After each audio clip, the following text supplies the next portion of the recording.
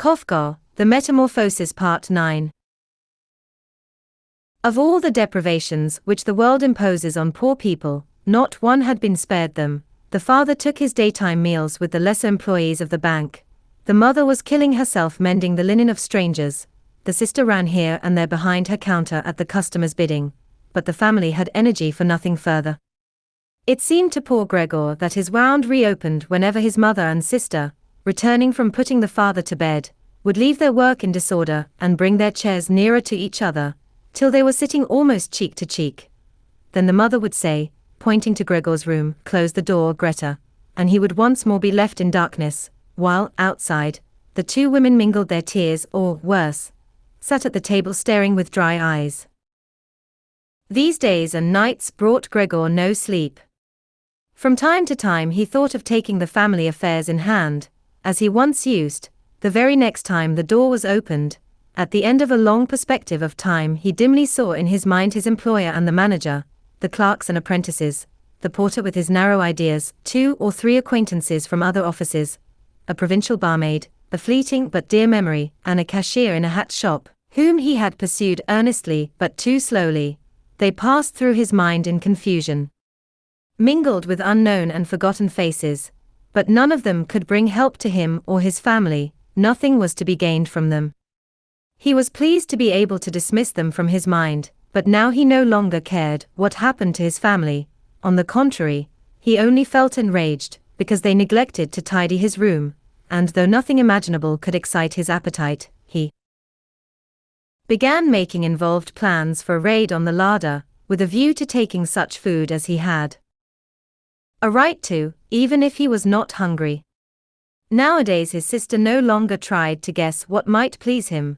She made a hasty appearance twice a day, in the morning and in the afternoon, before going to her shop, and pushed a few scraps of food into the room with her foot, in the evening, without even bothering to see whether he had touched his meal or whether he had left it entirely. And this was usually the case. She would sweep up the remains with a whisk of the broom. As for tidying up the room, which Greta now did in the evenings, it could not have been done in a more hasty manner. Great patches of dirt streaked the wall, little heaps of dust and ordure lay here and there about the floor. At first Gregor would place himself in the filthiest places whenever his sister appeared, so that this might seem a reproach to her. But he could have stayed there for weeks, and still Greta would not have altered her conduct. She saw the dirt as well as he, but she had finally decided to take no further trouble. This did not prevent her from taking even more jealous care than ever to ensure that no other member of the family should presume on her right to the tidying of the room. Once the mother undertook to give Gregor's room a great cleaning which required several buckets of water, and this deluge deeply upset poor Gregor, crouched under his sofa in bitter immobility. But the mother's punishment soon came.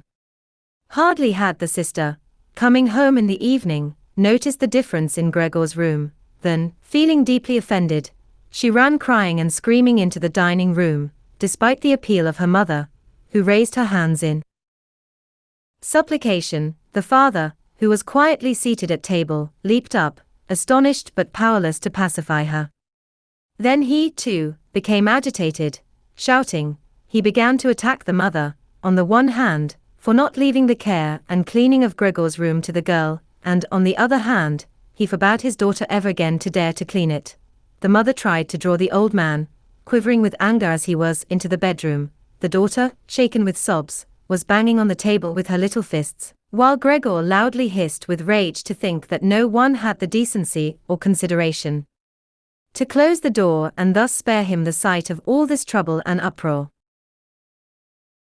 But even if the sister, tired out by her work in the shop, could not bother to look after Gregor as carefully as hitherto, she could still have arranged that he should not be neglected without necessarily calling on the aid of her mother, for there was always the charwoman. This old woman, whose bony frame had helped her out of worse trouble during her long life, could not really be said to feel any disgust with Gregor. Though she was not inquisitive, she had opened his door one day and had stood with her hands folded over her stomach, astonished at the sight of Gregor, who began to trot here and there in his alarm, though she had no thought of chasing him. From that day, morning and evening, the old woman never lost an opportunity of opening the door a little to peer into the room. At first she would call Gregor to make him come out, crying in a familiar tone, "Come on, you old cockroach," or, "Hey, look at the old cockroach." To such invitations Gregor would not respond. Instead he remained motionless beneath his sofa as if the door had not been opened. If they had only ordered the charwoman to clean his room out each day, instead of allowing her to go on teasing and upsetting him. Early one morning, when heavy rain, perhaps a sign of approaching spring, beat on the roofs, Gregor was so annoyed by the old woman as she began to bait him again, that he suddenly turned on her, in a somewhat cumbersome and uncertain manner, it must be admitted, but with every intention of attacking her. She was not at all frightened of him. There was a chair by the door. She took it up and brandished it, opening wide her mouth with the obvious intention of not closing it until she had brought the chair down with a crash on Gregor's back. "Ah, is that all?" she asked, seeing him return to his former position, and she quietly put the chair back in its place. Nowadays Gregor hardly ate at all. When, by some chance, he passed by his scraps, he would amuse himself by taking a piece of food in his mouth and keeping it there for hours, usually spitting it out in the end. At first he had thought that his loss of appetite was due to the misery into which the state of his room had plunged him. No doubt this was a mistake, for he had soon become reconciled to the squalor of his surroundings. His family had got into the habit of piling into his room whatever could not be accommodated elsewhere, and this meant a great deal, now that one of the rooms had been let to 3 lodgers. They were very earnest and serious men. All 3 had thick beards, as Gregor saw one day when he was peering through a crack in the door, and they were fanatically tidy. They insisted on order, not only in their own room, but also, now that they were living here, throughout the whole household, and especially in the kitchen. They had brought with them all that they needed, and this rendered superfluous a great many things about the house, which could neither be sold nor thrown away, and which were now all stacked in Gregor's room, as were the ash bucket and the rubbish bin. Everything that seemed for the moment useless would be dumped in Gregor's room by the charwoman, who was always in a breathless hurry to get through her work. He would just have time to see a hand brandishing some unwanted utensil, and then the door would slam again. Perhaps the old woman intended to return and find the objects she so carelessly relegated here when she needed them and had time to search. Or perhaps she meant to throw them all away someday, but in actual fact they stayed in the room, on the very spot where they had first fallen, so that Gregor was obliged to pick his way among the rubbish to make a place for himself, a game for which his taste began to grow, in spite of the appalling misery and fatigue which followed these peregrinations, leaving him paralyzed for hours.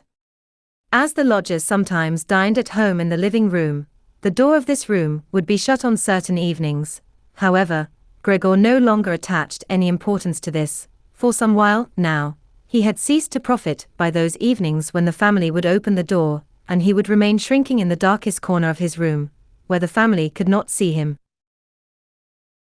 One day the woman forgot to close the dining room door, and it was still ajar when the lodgers came in and lit the gas.